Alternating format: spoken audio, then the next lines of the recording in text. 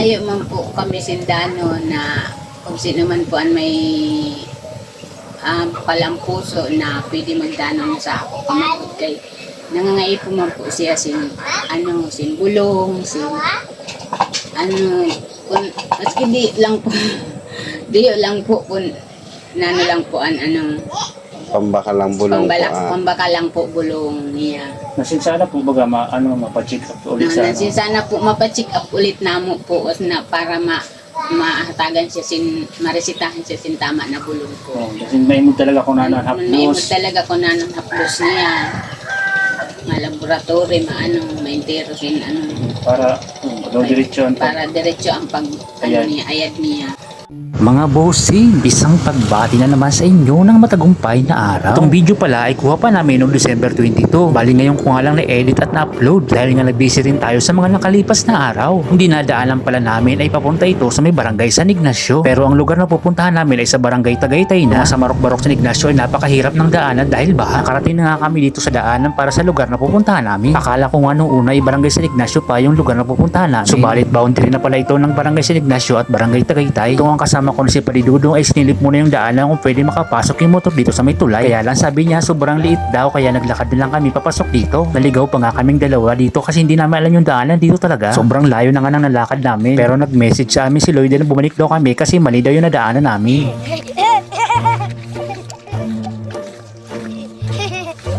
Kaya heto naglakad ulit kami ni Padidudong pabalik kahit nga sobrang layo na lang nalakad naming dalawa. Sabi ko nga kay Lourdes dapat hindi na lang niya kami pinapasok dito sa looban. Nag-message kasi siya sa amin na salubungin daw namin siya. Kaya dumiretso naman kami ni Padidudong kaya lang naligaw talaga kami. Mga bossing yung pupuntahan pala namin ay sa bahay nila Victor Escota. So bali yung lugar nga nila ay sa barangay Tagaytay na. Si Victor pala ay may sakit. Sabi nga sa amin ni Loida ay naghalo-halo na yung sakit ni Victor. Ay komplikasyon na daw siya sa kidney. Tapos sinabayan pa ng pag-aatake ng kanyang rayuma. Nahihirapan nga daw yung pamilya ni Victor kasi walang-wala rin talaga. Itong si Lloyd nga ang lagi nagme-mensahe sa akin na tulungan ko daw si Victor na sana daw ay maipa-check up ulit at maipagamot. Pasensya na po mga bossing at pinas forward ko na itong video ito kasi napakalayo talaga ng lalakarin namin papunta sa bahay nila Victor. At nahirapan pa nga kami dito kasi sobrang putik ng daanan papunta dito. Tol rin kasi ang semento ng kanilang footway. So ayan na nga po, andito na po kami sa lugar nila Victor. Balik kausap ko na nga yung kapatid ni Victor. Bali yung dala nga namin dito kay Victor ay simpleng regalo lang. Isang set ng grocery na nga po ito pero napakalaking tulong na rin po ito sa kanila. At binigyan ko pa nga dito si Victor ng 500 para sa pangdagdag niya sa pambili ng kanyang mga gamot. Kahit sa maliit nga halaga ay malaking tulong na rin ito sa kanila. Kaya mga bossing, kumakatok po ako sa inyong mga puso. Kahit sa maliit lang po na halaga, makadagdag lang po sa pambili ng kanyang gamot at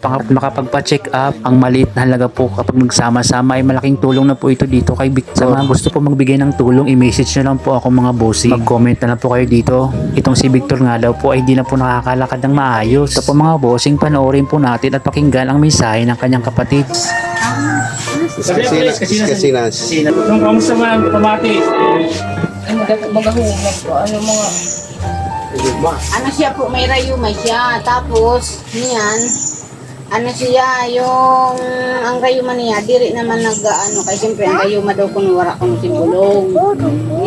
Pag na-atake, yun ang niya. Tapos, matian niya, nakahulog ang kanya. Tapos, may komplikasyon na siya sa, yung kidney ba yun? Yung sa kaiinom niya, tumulong na sa rayuma.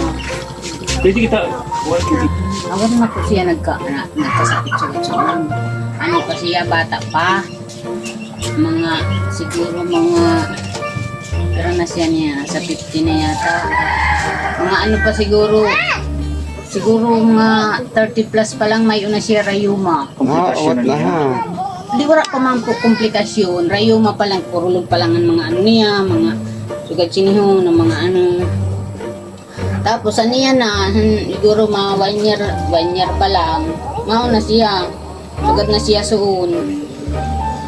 1 year na po siya nagtitiyoso ng kaniya rayuma. Awat na. Pero po yung niyan pa lang siya na, hindi na nakakabaho. Kahit lahi namang rayuma, kaya nama may mauman. Pero ang sabi ni ang creatinine kung itaas. Oo. Kahit na yun sa rayuma. Delikado ba sa kidney yan? Pag itaas ang creatinine, ang kidney. Maupo. Nagiinom pa man po si tatay. Tulong. Gin. Adiri na po. Adiri na. Bulong, nagiinom siya pero paminsan-minsan pag naatake lang. Mao po. Ano ang bulong tabi niya? ano kaya ito sa Rayuma. Maulang ka na yung iba?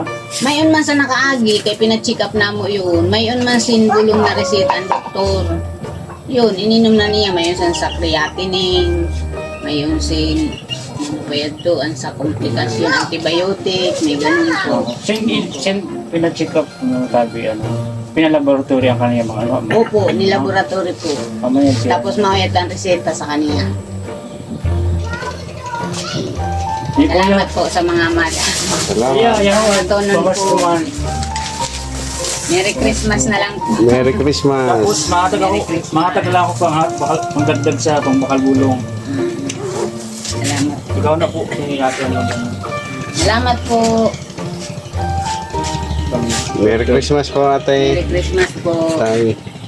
Sana Pwede po ka na matulungan tumana. natin si Victor. Kaya sa mga gusto mag-sponsor, Nagkataon ako mag-message dito lang po. pagpakalbulong. Pangalan po ay nagpapasalamat na po ako sa inyong lahat. Hanggang dito na lang po muna mga bossing. Maraming salamat po sa panunood. Ingat po kayo parati at sana ay lagi po kayong gabayan ng Panginoon. Pauwi na po kami. Bye-bye.